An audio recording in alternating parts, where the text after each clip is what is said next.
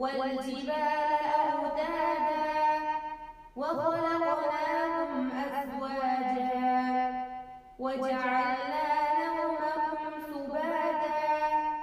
وجعلنا الليل لباسا وجعلنا النهار معاشا وبنينا فوقكم سبعا شدادا وجعلنا سراجا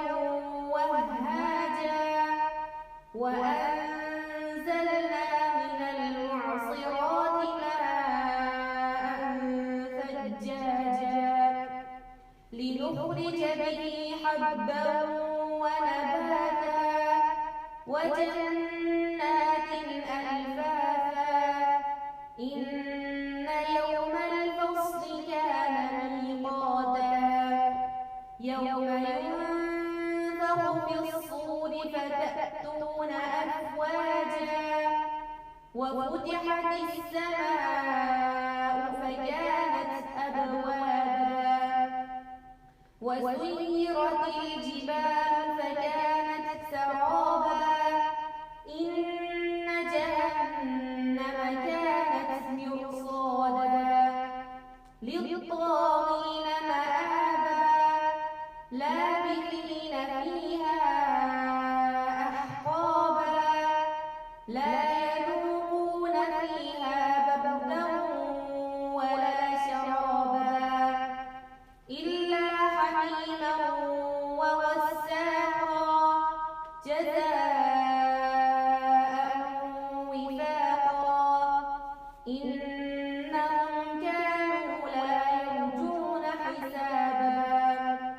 وكذبوا بآياتنا كذابا وكل شيء أحصيناه كتابا فذوقوا فلن نزيدكم إلا عذابا إن للمتقين مفازا حدائق وأعنابا وكواعب أترابا وكأسا دهاقا لا يسمعون فيها لغوا ولا كذابا جزاء من ربك عطاء حسابا رب السماوات والأرض وما بينهما الرحمن لا يملكون منه خطابا يوم يقوم الروح والملائكة صفا لا يتكلمون إلا من أذن له الرحمن وقال صوابا ذلك اليوم الحق فمن شاء اتخذ إلى ربه مآبا إنا أنذرناكم عذابا قريبا